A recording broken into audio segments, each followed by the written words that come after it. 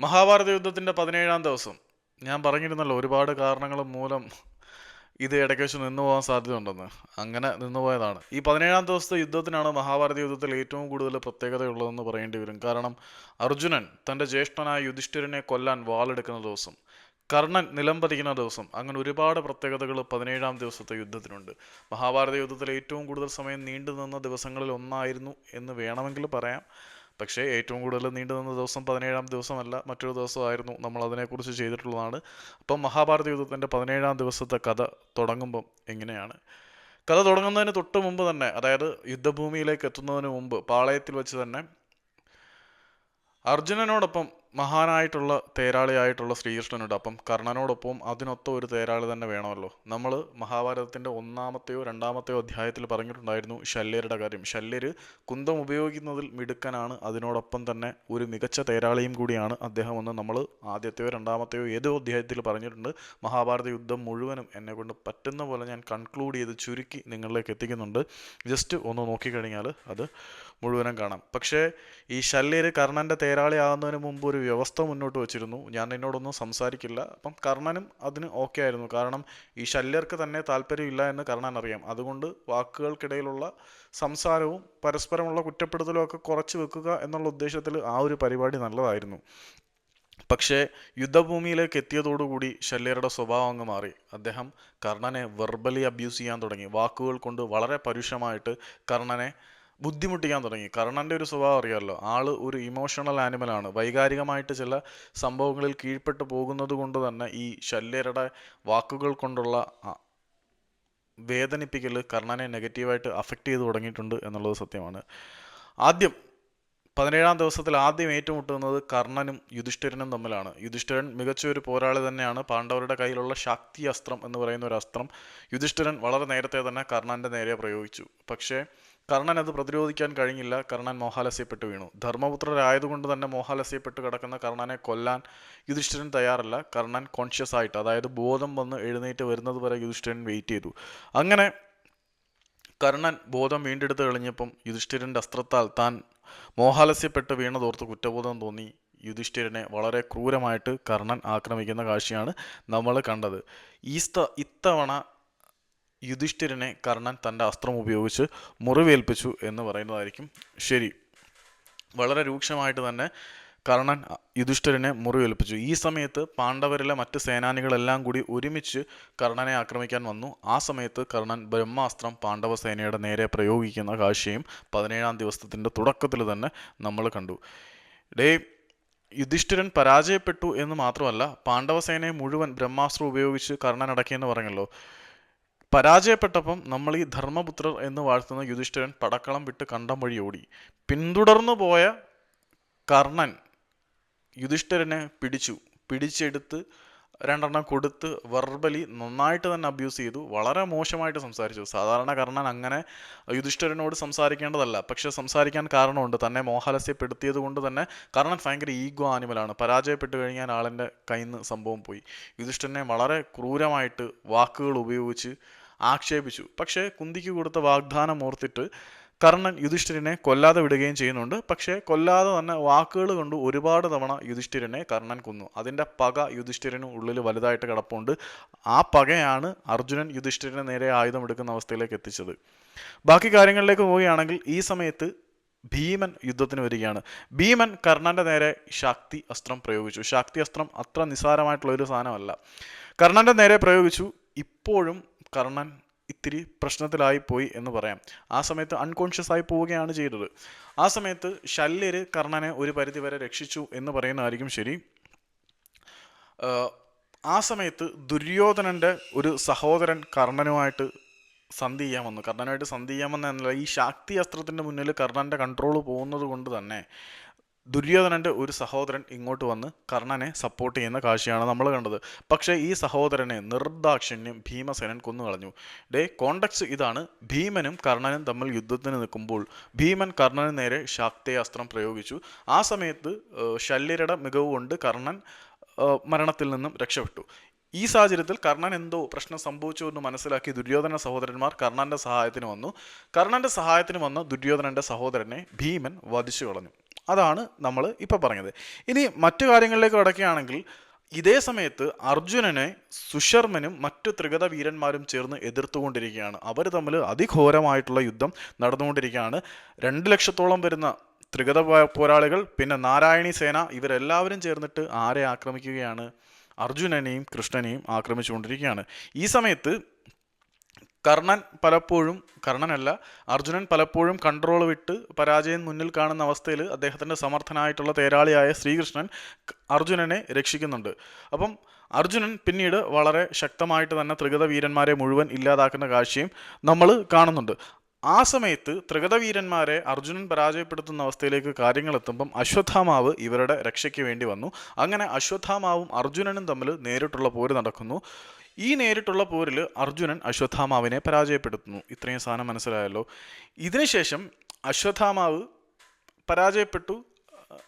ഒരു ടൈപ്പ് എന്ന നിലയിൽ, ടൈപ്പ് എന്ന് പറയാമെങ്കിൽ പോലും, സമനിലയെന്ന് പറയാമെങ്കിൽ പോലും അവിടെ അർജുനനാണ് അശ്വത്ഥാമാവിനെതിരെയുള്ള യുദ്ധത്തിൽ ജയിച്ചത്. പിന്നെ അടുത്ത യുദ്ധത്തിൻ്റെ ഘട്ടം നടക്കുന്നത് ദൃഷ്ടദ്യുമ്നനും അശ്വത്ഥാമാവും തമ്മിലാണ്. ഈ അശ്വത്ഥാമാവ് നേരത്തെ ഒരു ശപഥം ചെയ്തിട്ടുണ്ടായിരുന്നു. തൻ്റെ പിതാവിനെ ഈ ദൃഷ്ടദ്യുമ്നനും പാണ്ഡവരും ചേർന്ന് ചതിച്ചു കൊന്നു കളഞ്ഞപ്പോൾ ദൃഷ്ടദ്യുമ്നനെ എത്രമാത്രം ക്രൂരമായിട്ട് ആയുധങ്ങൾ ഉപയോഗിക്കാതെ കൊല്ലാമോ അങ്ങനെ കൊന്നിട്ട് മാത്രമേ ഞാൻ എൻ്റെ പടച്ചട്ട അഴിക്കത്തുള്ളൂ. അതായത് ദുഷ്ടദ്യുമ്നനെ അതിക്രൂരമായിട്ട് വധിച്ചു കഴിഞ്ഞാൽ മാത്രമേ ഞാൻ എൻ്റെ പടച്ചൊറ്റ യൂരി വെക്കൂ എന്ന് അശ്വത്ഥാമാവ് ശപഥം ചെയ്തതുകൊണ്ട് തന്നെ അശ്വത്ഥാമാവും ദൃഷ്ടദ്യുമ്നനും തമ്മിലുള്ള പോര്, രണ്ടാളും മികച്ച പോരാളികൾ തന്നെയാണ്. പാണ്ഡവരുടെ സേനാനായകനാണ്, സേനാധിപതിയാണ് ദൃഷ്ടദ്യുമ്നൻ. നമ്മൾ കഴിഞ്ഞ വീഡിയോ അശ്വത്ഥാമാവിനെക്കുറിച്ചും ദൃഷ്ടദ്യുമ്നെക്കുറിച്ചും പറഞ്ഞിട്ടുണ്ടായിരുന്നു. അതുപോട്ടെ, അശ്വത്ഥാമാവ് ഈ ദൃഷ്ടദ്യുമ്നൻ്റെ കയ്യിലുള്ള എല്ലാ ആയുധങ്ങളും തകർത്ത് കളഞ്ഞു. അതിനുശേഷം ആയുധങ്ങൾ ഉപയോഗിച്ച് കൊന്നില്ല, ഫിസിക്കൽ ബാറ്റിൽ വരാൻ പറഞ്ഞു. ഇറങ്ങുക, നമുക്ക് കയ്യാങ്കളിക്ക് നോക്കാമെന്ന് പറഞ്ഞു. അങ്ങനെ എന്താണ് ചെയ്തത്? അശ്വത്ഥാമാവ് പിടിച്ച് 2 കൊടുത്തിട്ട് ആദ്യം ദൃഷ്ടദ്യുമ്നൻ്റെ പടച്ചട്ട വലിച്ചു കീറിക്കളഞ്ഞ്, പിന്നെ നിലത്തൂടെ വലിച്ചിഴച്ച് അടിയോടടി ഭീകരമായിട്ട് അടിക്കുന്ന സാഹചര്യത്തിൽ ആര് വരുന്നുണ്ട്? അർജുനനും സഹദേവനും ഒരുമിച്ച് വരുന്നുണ്ട്. അർജുനനും സഹദേവനും കൂടി ദൃഷ്ടദ്യുമ്നനെ അശ്വത്ഥാമാവിൻ്റെ കയ്യിൽ നിന്നും രക്ഷിക്കുന്നുണ്ട്. ഈ സമയത്ത് യുധിഷ്ഠിരനും നകുലനും ആ ഒരു സംഭവം കഴിഞ്ഞല്ലോ, അശ്വത്ഥാമാവിനെ സഹദേവനും അർജുനനും ചേർന്ന് രക്ഷിക്കുന്നു. പിന്നെ മറുവശത്ത് യുധിഷ്ഠിരനും നകുലനും പിന്നെ സഹദേവനും ഒരുമിച്ച് ചേർന്ന് ആർക്കെതിരെ യുദ്ധം ചെയ്യാൻ പോകുന്നുണ്ട്? കർണനെതിരെ യുദ്ധം ചെയ്യാൻ പോകുന്നുണ്ട്. ഈ സാഹചര്യത്തിൽ കർണൻ നേരത്തെ കളിപ്പെല്ലാം മൈൻഡ് വെച്ചുകൊണ്ടിരിക്കുകയാണ്. 3 എണ്ണത്തിനെയും പരാജയപ്പെടുത്തി. പക്ഷേ നേരത്തെ കൊടുത്തിരുന്ന ഒരു മൃത്യുദാനം ഉണ്ടല്ലോ, മൃത്യുദാനം എന്ന് ഞാൻ പറഞ്ഞ എന്താണെന്ന് വെച്ചാൽ, കുന്തിയോട് കർണൻ ഒരു വാക്ക് പറഞ്ഞിട്ടുണ്ടായിരുന്നു, യുദ്ധം അവസാനിക്കുമ്പോഴും നിങ്ങൾക്ക് 5 പുത്രന്മാരുണ്ടായിരിക്കും. ഞാൻ കൊല്ലുകയാണെങ്കിൽ അർജുനനെ മാത്രമേ കൊല്ലുകയുള്ളൂ. അർജുനനെ കൊന്നു കഴിഞ്ഞാൽ ബാക്കി 4 സഹോദരന്മാരും സേഫായിരിക്കും. ഞാനും നിങ്ങളുടെ മകനായി വരും. അങ്ങനെ യുദ്ധം അവസാനിക്കുമ്പോഴും നിങ്ങൾക്ക് 5 പുത്രന്മാരും ഉണ്ടായിരിക്കും എന്ന് പറഞ്ഞിട്ടുണ്ട്. ഈ സമയത്ത് ഈ കർണൻ്റെ കൺട്രോൾ പോകുന്നു എന്ന് മനസ്സിലാക്കിയിട്ട് ശല്യർ കൗരവർക്കൊപ്പമാണ് നിൽക്കുന്നതെങ്കിൽ പോലും മനസ്സുകൊണ്ട് പാണ്ഡവപക്ഷത്തോടാണ് ശല്യരുടെ കൂറ് എന്നുള്ളത് വേറെ കാര്യം. അപ്പം ശല്യർ ദുര്യോധനൻ പറയാണ്, ദുര്യോധനൻ അവിടെ അപകടത്തിൽ പെട്ടിരിക്കുകയാണ്, ദുര്യോധനനെ അർജുനൻ നേരിട്ടുകൊണ്ടിരിക്കുകയാണ്, ഈ ഒരു സാഹചര്യത്തിൽ നീ അവിടേക്ക് രക്ഷിക്കാൻ പോകണം എന്ന് പറയും. ഈ സമയത്ത് അർജുനനല്ല, എനിക്കൊന്ന് മിസ്റ്റേക്ക് പറ്റിയാണ്, ദുര്യോധനനെ ഭീമസേനൻ കൊല്ലും. നിലവിൽ നീ ഇവിടെ യുദ്ധം ചെയ്തുകൊണ്ടിരുന്നാൽ ദുര്യോധനനെ ഭീമൻ കൊന്നുകളയും. അതുകൊണ്ട് നമുക്ക് ഭീമനിൽ നിന്നും ദുര്യോധനനെ രക്ഷിക്കാൻ പോകാം എന്ന് പറഞ്ഞിട്ട് ഈ 3 പേരെയും വെറുതെ വിട്ടിട്ട് കർണൻ ദുര്യോധനനെ ഭീമസേനൻ്റെ അടുത്ത് നിന്നും രക്ഷിക്കാൻ വേണ്ടി പോവുകയാണ്. ഈ സമയത്ത് യുധിഷ്ഠിരനാണെങ്കിൽ നാണം കെട്ട് പണ്ടാരമടങ്ങി. ഒരു തവണ കർണനെ മോഹാലസ്യപ്പെടുത്താൻ യുധിഷ്ഠിരനെ കൊണ്ട് കഴിഞ്ഞു. ഇപ്പം 2 അനിയന്മാരുമായിട്ട് പോയിട്ടും കർണൻ അടിച്ചച്ചാറാക്കി വിട്ടു. കൊല്ലാൻ പോയതാണ്, കൊല്ലാതിരിക്കാൻ കാരണം ശല്യരുടെ ആ ഒരു ഇടപെടലാണ്. ഈ സമയത്ത് ഈ ധർമ്മപുത്രൻ യുദ്ധക്കളം വിട്ട്, അതായത് എനിക്കിനി യുദ്ധം ചെയ്യാനുള്ള ആരോഗ്യമില്ല നാഥ എന്ന് പറഞ്ഞ് പാളയത്തിലേക്ക് പോവുകയാണ്. മറുവശത്ത് യുദ്ധം നടക്കുകയാണ്. ആരൊക്കെ തമ്മിൽ? അശ്വത്ഥാമാവിൽ നിന്നും ദൃഷ്ടദ്യുമ്നനെ രക്ഷിക്കാൻ വേണ്ടി സഹദേവനും അർജുനനും തന്നെന്ന് പറഞ്ഞല്ലോ. ഈ സഹദേവൻ തിരിച്ച് കർണനെതിരെ യുദ്ധം ചെയ്യാൻ യുധിഷ്ഠിരനോടൊപ്പം പോയി എന്നും നേരത്തെ നമ്മൾ പറഞ്ഞിട്ടുണ്ടായിരുന്നു. ഈ സാഹചര്യത്തിൽ അർജുനനും അശ്വത്ഥാമാവും തമ്മിൽ ഘോരമായിട്ടുള്ള യുദ്ധം നടക്കുകയാണ്.